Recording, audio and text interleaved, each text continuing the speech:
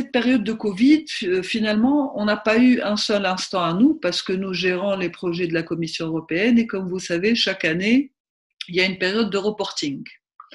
Et comme EPSOMED est le premier projet régional qui a été donné à une organisation basée au Sud en termes de leader, et c'est un très gros projet de 6 250 000 euros, qui est géré par nous ne sommes pas une organisation du Sud, mais nous sommes basés au Sud et une de nos principales caractéristiques, c'est de développer le côté sud-méditerranéen. Donc, on se retrouve avec un audit sur BusinessMed elle-même, qui est l'organisation, un audit sur l'audit interne du projet et aussi un audit qui a été envoyé par la Commission européenne. Il faut savoir que ça a été une demande de notre part parce que justement, on voudrait leur prouver que nous sommes totalement capables, même si les fonds ne sont pas basés en Europe, les fonds du contribuable européen sont beaucoup plus facilement gérables en Europe que dans un pays sud-méditerranéen. Donc on est là à leur demander faites le nécessaire et on sera là pour vous aider. D'ailleurs, on va avoir une évaluation Rome qui est une évaluation monitoring pour voir l'impact du projet qu'a donné EPSOMED au niveau régional.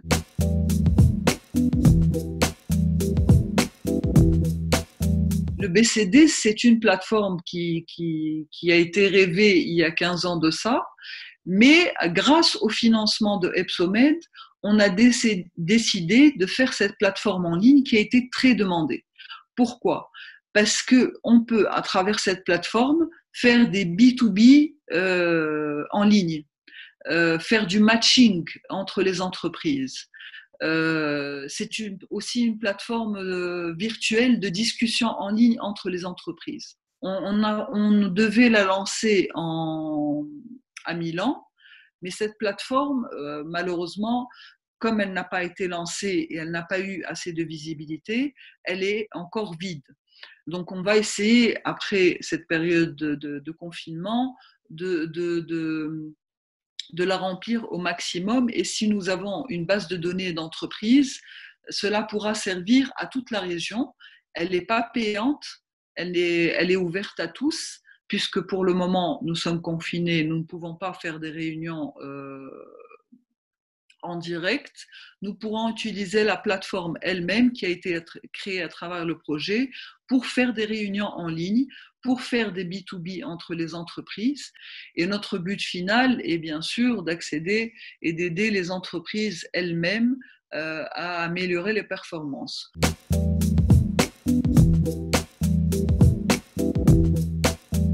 C'est un forum qui se fait chaque 4 ans et qui rassemble les partenaires sociaux. C'est le syndicat et le patronat. Donc nous, on est le secteur privé, mais on est aussi le vis-à-vis du gouvernement en termes de discussion économique et sociale. C'est l'occasion ou jamais de faire comprendre au gouvernement que le rôle de partenaires sociaux, les syndicats, les patronats, est prépondérant et qui ne peuvent pas prendre de décisions sans discuter avec les partenaires sociaux. Donc, on a essayé un peu de changer la thématique de ce forum.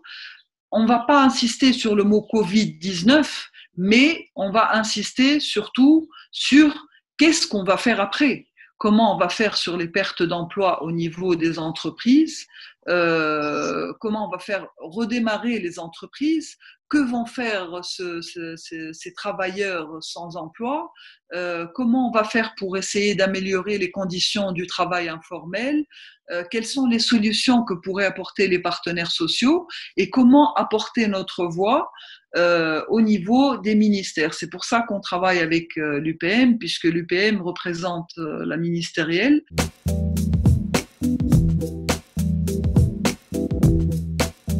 Le projet Solide, c'est un projet sud-méditerranéen qui a commencé en 2015, la promotion du dialogue social euro-méditerranéen. Au début, on pense dialogue social, qu'est-ce que c'est? C'est une concertation entre les partenaires sociaux qui vont dire est-ce qu'on va faire une grève ou une augmentation de salaire? Alors que non, le dialogue social, il englobe toutes les spécificités, que ce soit en termes de droits des femmes, que ce soit en termes de travail informel, que ce soit en termes des ODD, des objectifs de développement durable.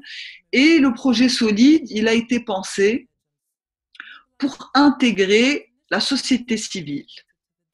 Au début, la première année du projet, on avait les syndicats et les patronats qui étaient un peu réticents. Déjà, avoir sur une même table un syndicat et un patronat, et en plus, syndicat-patronat avec, on a choisi 3 pays, le Maroc, la Jordanie et la Tunisie, parce qu'ils sont assez émancipés, ils étaient dans le temps assez émancipés en termes de dialogue social, et ça a été fait après la Révolution, parce qu'on s'est rendu compte que les concertations sociales touchaient énormément la croissance et l'économie et l'économie sociale du pays, et au final, touchaient les entreprises et touchaient l'emploi, et surtout ce secteur informel qui est là.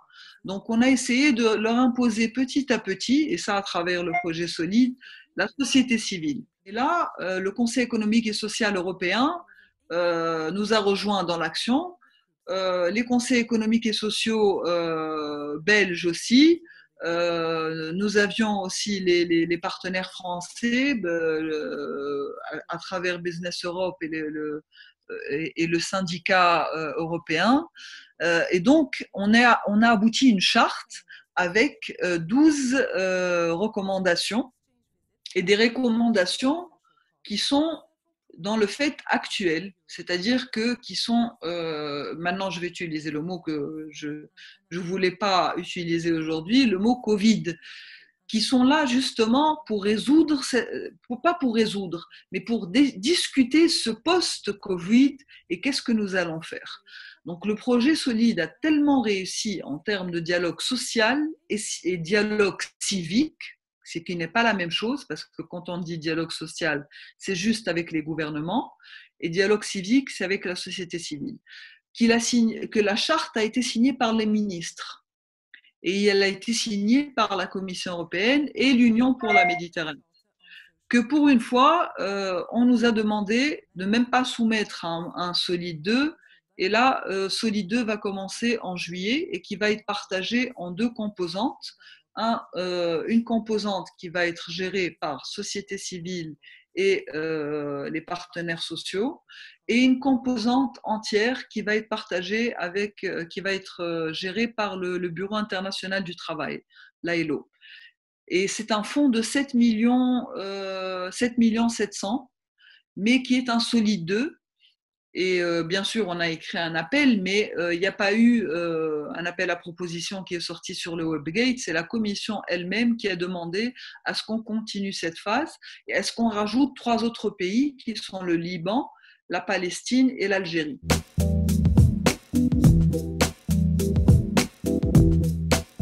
On vient d'avoir un autre projet, enfin 2 autres projets qui n'ont pas encore été lancés.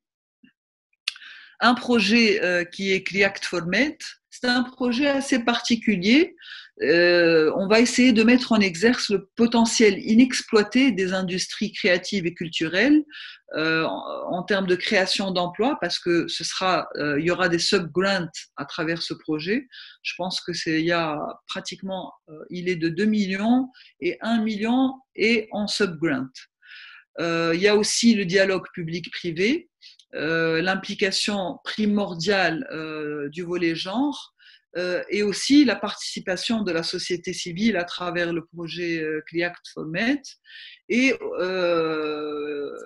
aussi une partie importante qu'on a aussi sur EPSOMED qui est connecter les initiatives qui sont déjà existantes. Le 4e projet qui est InvestMed, c'est un projet qu'on a gagné à travers NICBC.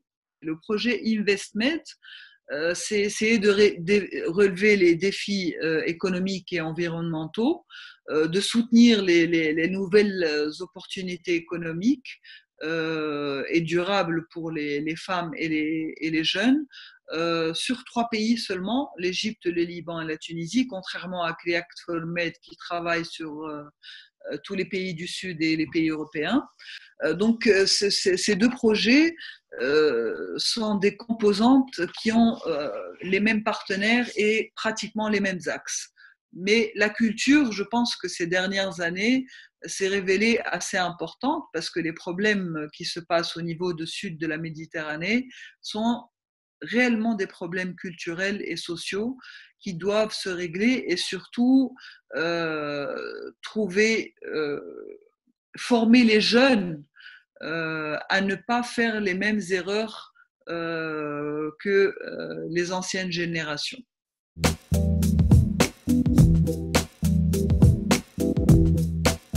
Je pense qu'après cette période de confinement, les esprits vont changer et les thématiques vont changer, et en espérant que chacun ne travaillera plus au niveau national seulement, chose qu'on voit au niveau de Business Europe puisqu'ils travaillent pays par pays, alors que nous, on essaye au maximum de travailler au niveau Euromed et à s'internationaliser.